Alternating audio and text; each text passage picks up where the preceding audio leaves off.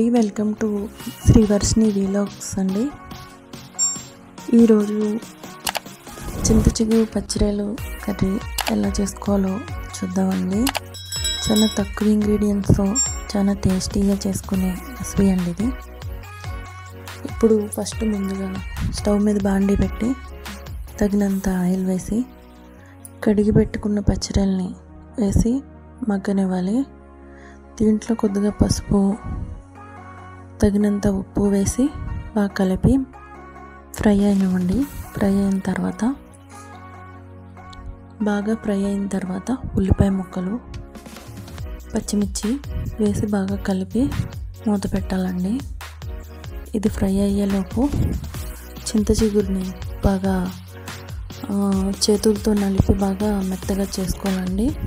ఇలా పౌడర్లా చేసుకోవాలి. చేసిన తర్వాత ఇవి బాగా మగ్గిపోయినాయండి. దీంట్లో తగినంత కారం వేసి బాగా కలిపి ఇప్పుడు తగినంత వాటర్ వేసి ఒకసారి తిప్పి తర్వాత మూత పెట్టి ఉడకనిద్దాం.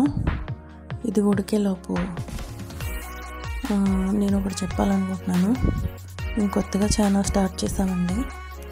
మీ అందరి సపోర్టు మాకు కావాలి. దయచేసి మా ఛానల్ని సబ్స్క్రైబ్ చేసుకోండి. అలాగే మీ సపోర్ట్ మాకు ఇవ్వండి. ఇప్పుడు దగ్గరికి వచ్చిందండి కొంచెం. ఇప్పుడు చింత చిగురు దీంట్లో వేసి బాగా కలిపి ఇంకొకసారి మూత పెట్టాలి. ఇంకొకసేపు ఉడకాలండి. ఇది ఉడికిన తర్వాత మనం దీన్ని ఒక గిన్నెలోకి తీసుకుందాం. ఇప్పుడు బాగా దగ్గరికి వచ్చిందండి. ఇందులో వేసిన ఆయిల్ ఏదైతే ఉందో అది పైకి వచ్చిందంటే కర్రీ రెడీ అయిపోయినట్టే. ఈ కర్రీ తక్కువ ఇంగ్రీడియంట్స్ అయినా చాలా టేస్ట్ ఉంటుందండి. మీకు ఎవరికైనా నచ్చినట్టయితే ఒకసారి ట్రై చేయండి. Thank you so much.